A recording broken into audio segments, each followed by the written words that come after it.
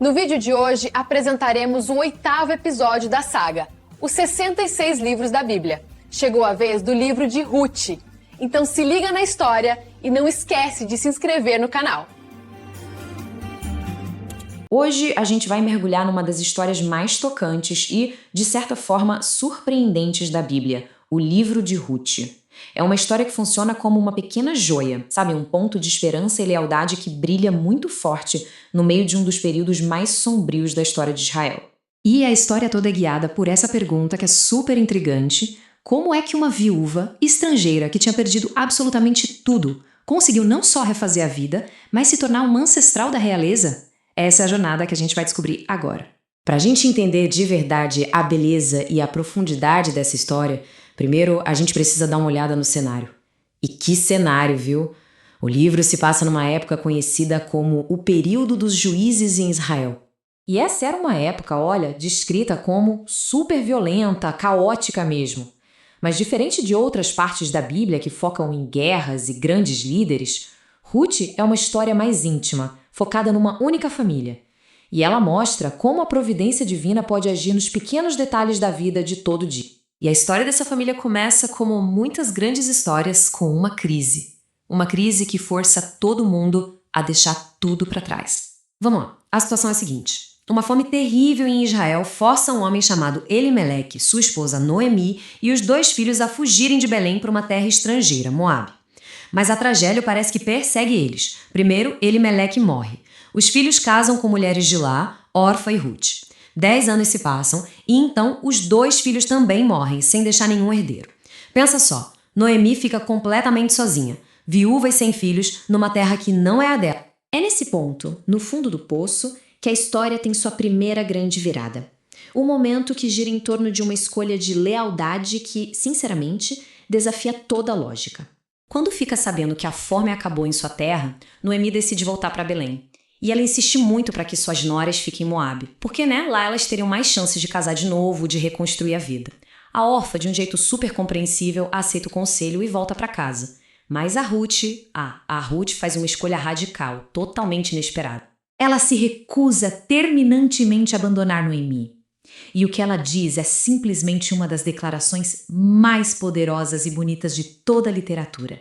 Ela fala: "Aonde quer que fores, irei eu.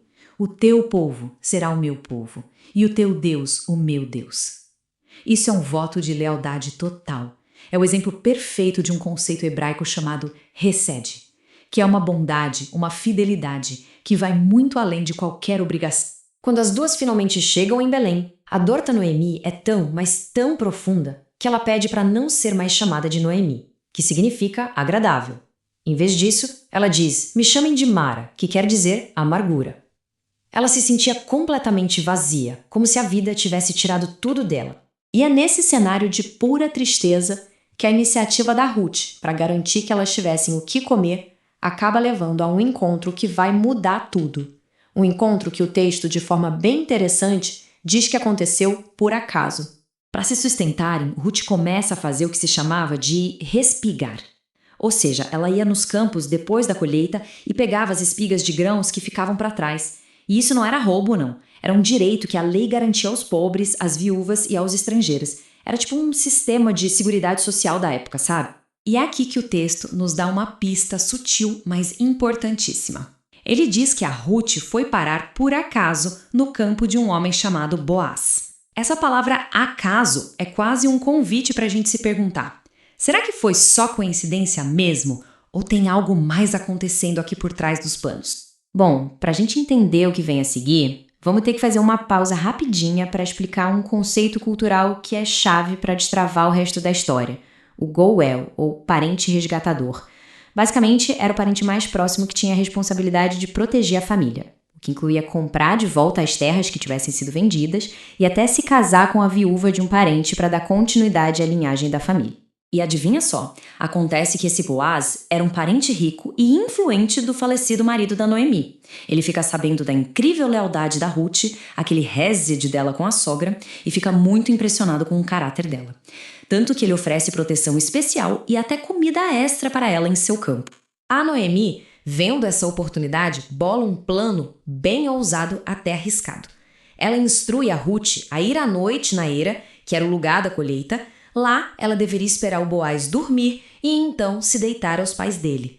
Esse gesto era super simbólico. Era um jeito formal de pedir que ele assumisse o papel de protetor e resgatador da família. Esse ato de coragem da Ruth nos joga direto para o clímax da história. É aqui que o futuro dela e de toda a linhagem da família vai ser finalmente decidido. Boaz acorda no meio da noite, entende o pedido da Ruth e sim, ele aceita o desafio. Mas não ia ser tão simples assim. Ele revela que tem um último obstáculo. Existia um parente ainda mais próximo do que ele, e esse homem tinha preferência, o primeiro direito de resgate. A lei tinha que ser seguida. No dia seguinte, o Boaz vai até o portão da cidade, que era tipo o fórum da época, onde os negócios eram fechados, e apresenta o caso a esse outro parente. O homem, no início, topa resgatar a terra. Mas quando ele descobre que o pacote incluía se casar com a Ruth, ele pula fora, com medo de prejudicar a própria herança. E com isso, o caminho fica livre para o Boaz, que na frente de todo mundo resgata a terra e toma Ruth como sua esposa. E aqui a gente tem a grande e belíssima reviravolta da história. Ruth e Boaz têm um filho, e a Noemi, aquela mulher que se sentia tão vazia que pediu para ser chamada de amargura, agora segura o neto nos braços. O vazio foi preenchido. A amargura se transformou numa alegria imensa. É um final feliz, super comovente, uma história de redenção, de lealdade recompensada. Mas fica a pergunta, por que essa história tão íntima é tão importante a ponto de ter um livro inteiro na Bíblia só para ela? A resposta, e isso é de cair o queixo, está na pequena lista de nomes que fecha o livro. O filho de Ruth e Boaz se chamou Obed. Obed foi o pai de Jessé. E Jessé foi o pai do rei Davi. É isso mesmo. Ruth, a estrangeira de Moabe, a viúva que não tinha esperança nenhuma, se tornou a bisavó do maior rei de toda a história de Israel. Então, o que essa história deixa para a gente pensar? O livro de Ruth mostra que a graça divina não se prende a fronteiras nem a nacionalidades, e que atos de lealdade e bondade, mesmo que pareçam pequenos, pessoais, podem ter um impacto gigantesco que ecoa pela história. Uma estrangeira, através da sua fidelidade, não só encontrou sua própria redenção, mas se tornou uma peça fundamental nos grandes planos da providência.